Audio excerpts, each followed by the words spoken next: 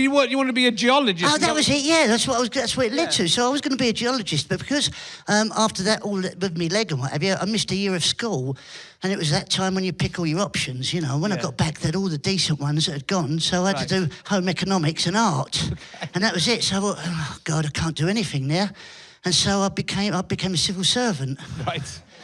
No, I did. That's what I did.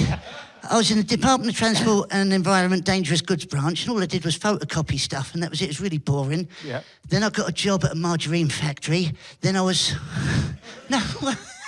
And then I was... It's quite a career move, I think. Oh, it was the civil service isn't working out for me. I'm going to the margarine factory. But then I went to Ford's at Dagenham, started spot welding on Mark IV Cortinas, and then I just hated it off. I can't do any of these till I'm 65. And then I got a job at Smithfield to meat market the job was called a humper, and it was. That's what I used to hump the meat, basically. Basically, what you have to do is they had a boning room round there, so we'd have these great, it was at Smithfield to meat market, so great big refrigerated lorries come in with loads of what they're called pistola. Now, do you know what pistola is? No. You know in the film Rocky, and he's in that meat market and he's punching those big Arthur cows, do you know what I mean? He's train and he's punching those dead cows. Well, that's what a pistola is. Basically, it's the front of a ball quarter, and then we've got all the ribs hanging down the side, which would be about £250, and you'd have to lift them up, put your head, all these hooks in the back of the lorry, you have to put your arm over the shin of the beef, and then you put the shoulder of the beef in your shoulder, and then you'd lift it off there and then try and drag it off, and then you take it around, the weighed, and then you have to take it around the boning room. And I was about 17, 18 at the time. I was only about £100, myself, a really skinny little thing.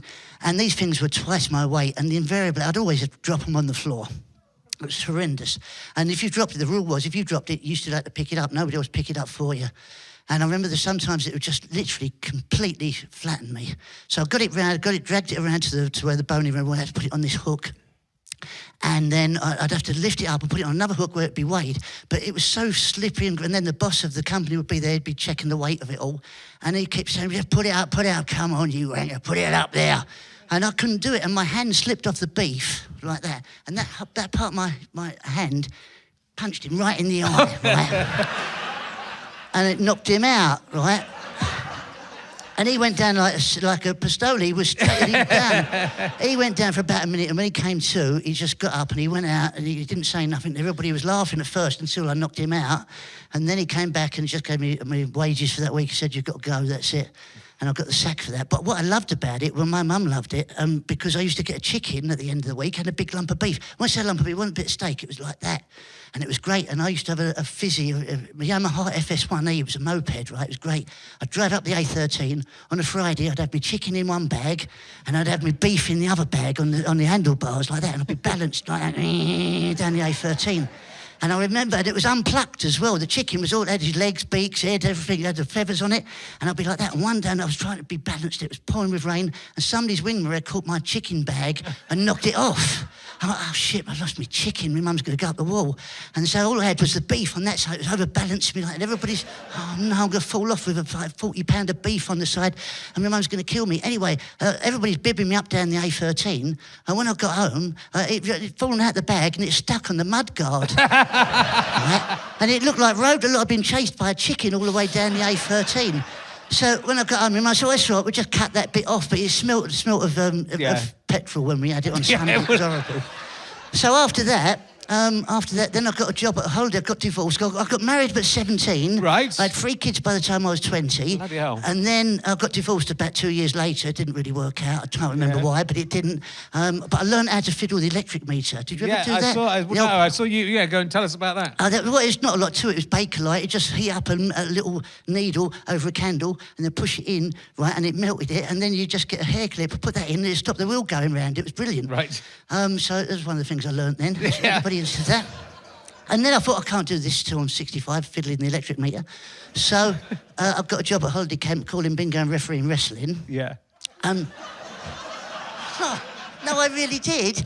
And then, but part of the job, you had to do the whisk drive, and then you also had to do the tea dance, and you had to do the swimming, also had to be a swimming guard. But I wasn't a good swimmer. I had the yellow stripe, And I couldn't even get a brick in my pyjamas that you had to train for. I couldn't manage to get down. The pyjamas just seemed too heavy. It weighed me back. Anyway, so you didn't have to have a yellow stripe or nothing to be a lifeguard there. All you had to be was taller than 3'6", because that was how deep it went, right? It's fine. And it was an adults-only camp as well, so there was no kids there. It was all adults, so there's no little ones going there. There's no danger to them. And so I just sit there reading comics. All the old people had come in, and we had a bloke come in as a regular, and he only had one eye. So and he used to come on his own, and I remember it was his left eye. And so when he walked around there, he had signs all around the edge of the pool. The first time he came in, it had a sign saying no diving. But of course it had no heavy petting, all those sort of things it had, right? But he couldn't see it, because every time he always walked that way round, and it was on his left-hand side. So, and 3'6", he was a great big tall lanky bloke. Anyway, he dives in. Oh, yeah, you know it's coming. There's loads of old ladies in there. He bangs his head on the bottom. There's blood all starts going red. He brings his head up, and of course his glass eyes come out. He's knocked it out. It looked like Plague of the Zombies, right? And so everybody is, oh my God, and they're all trying to get out the pot, you know, and he's going, oh, what's the matter? And he had a bit of concussion. He went, oh, what's the matter? I went, you've lost your eye. He went, I know I have. I haven't had it for 20 years. I went, no, it's come out. He went, oh no, where is it? I said, well, it's in the pool somewhere. And so, no, it's just him there now. And he said, can you help me find it? So, well, I'll do my best. So I get in. I said, what colour is it? And he went, the same as that one, like that, right? So, okay, and it was blue, which is the same colour as the bottom of the pond, or the pool, right? So I'm looking under, but you can't see it. And every now and then you feel it, you kick it with your toe. Oh, that's it, I think I found it. Oh! And it was like playing blow football in there. Like, oh, like that. And he went, oh, God, no, it wasn't it. And you're finding all these blue plasters in the bottom. Oh, God knows what else you find. Eventually, I've just touched it with my toe. I've just touched it. I'm not going to kick it. I'm going to touch it. And what I've done, I put my toes down really hard. I wedged it in between my big toe and the next toe. And I pulled my foot up like that, really, really gingerly like that, right? And I at the wall, I went, is that it? If he said, no, that's not it, I don't know what would have done. He went, that's it. I went, oh, fantastic. I kid you not, this is what he did. He plucked it from my toes like that, and he looked at it like that, and he sucked it, and then he popped it back in his eye, and he straight there went, oh, that's better. And I thought, in a week's time, he's going to have a verruca right there. So after that, then I got...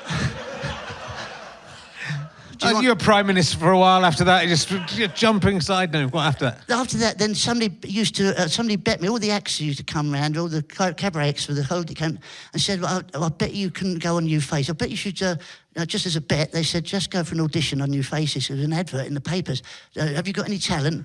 And I didn't have any, so I bet you should go and do that. So I went to the audition, and I only had one joke, and the joke was I had a little guitar, and a little guitar out of a big case, and then they had a musician there on the piano, and they said, have you got any dots? And I didn't know what dots were. I went, what's dots?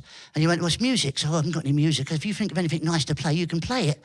And the joke was, I'm going to sing a lovely Spanish folk song called A Moosh Zadoo Agee. And I get the guitar out and I go, A Moosh Zadoo Agee in the window. That was the joke, right? So I say to the bloke, I say, I've got a lovely Spanish folk song. And he started playing all this flamenco stuff. And I just stood there for about a minute, and then I looked at him, I went, you've already got the job, I'm the one auditioning. And then I smashed the guitar up in a temper, and these three people in front of me, the director and the producer, started laughing. And then they said, I went, what's the matter? I went, well, that's the only joke I got, and he spoilt it for me. And they went, all right. They went, who's your manager? So I went, sorry? They went, who's your manager? I went, Mr. Lee. So I went, Mr. Lee, who's he? So he's the manager. So who do you look after? I went, looks after everybody. So what do you mean, everybody? So everybody there. So everybody where? So we're at the camp. And they went, what camp?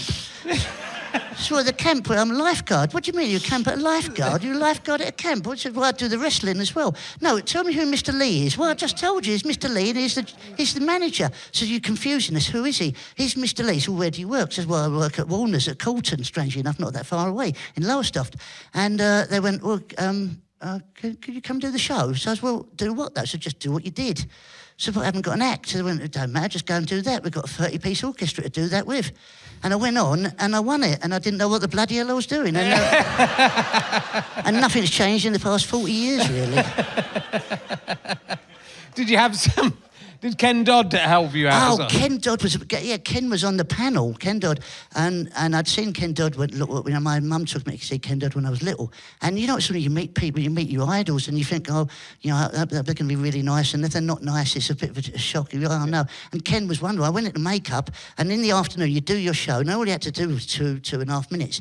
And I just had a little bit of magic that I'd done and got my head stuck in the set. That was all I did. And I had a little piece of magic where I had a bottle and a hat. I put my finger in the bottle, lifted up the hat, and the bottle disappeared, but it wasn't really, it was just me lifting it up. And I got my finger stuck in the top of the bottle and I couldn't get it off. And then I had a rabbit in the hat and I threw that off. Anyway, Ken had written it all down in the afternoon when you do the rehearsal. I went into makeup and Ken came and sat next to me and he went, oh, he said, you're that young lad that was on this afternoon. So I said, yeah. He said, can I give you a bit of advice? I went, of course you can. And he pulled out a bit of paper and he'd written out everything I'd done, word for word.